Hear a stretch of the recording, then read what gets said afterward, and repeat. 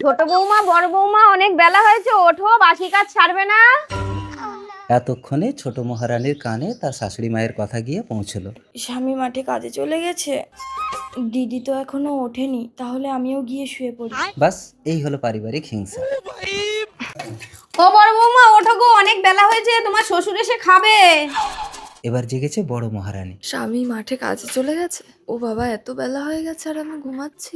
তারপর ঢুলু ঢুলু চোখে টলতে টলতে এসে যেই দেখলো ছোট বউ ঘুমোচ্ছে, বাস ছোট তো এখনো ওঠেনি, তাহলে যাই আমিও গিয়ে শুয়ে পড়ি। ততক্ষণে শাশুড়ি মায়ের সব কাজ সারা হয়ে গেল। কি ব্যাপার, এত বেলা হয়েছে এখন পান্তা নিয়ে যাচ্ছ? আর তুমি পান্তা নিয়ে যাচ্ছ কেন? বৌমারা কোথায়? ছেলেরা মাঠে কাজ করছে, রেগে যাচ্ছে। থামো না, ওরা বাচ্চা মানুষ, ঘুমোচ্ছে। ঘুমোচ্ছে? এখন বেলা 10টা বাজে, এখনো ঘুমোচ্ছে? বড় বৌমা, ছোট বৌমা, হ্যাঁ বাবা। কি ব্যাপার, এত বেলা হয়েছে তোমরা এখনো ঘুমিয়ে আছো কেন? আর তোমার শাশুড়ি সকাল থেকে সব কাজ করে মাঠে পান্তা নিয়ে যাচ্ছে। এত কুড়ে মেয়ে আমি বাপের জন্মে দেখি। তুমি ওঠোনি কেন? তুমি উঠলে আমি ঠিক উঠে যেতাম। ওই তো, ওই হিংসার জন্যই তো তোমার গায়ে লাগে। চুপ কর মোটি।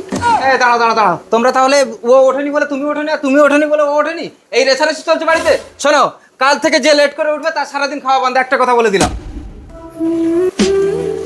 তোমার শ্বশুরের কথা কিছু মনে করো না মা, তোমরা বেলা করেই ঘুম থেকে উঠবে, আমি তো লুকিয়ে লুকিয়ে তোমাদের খেতে দেবো।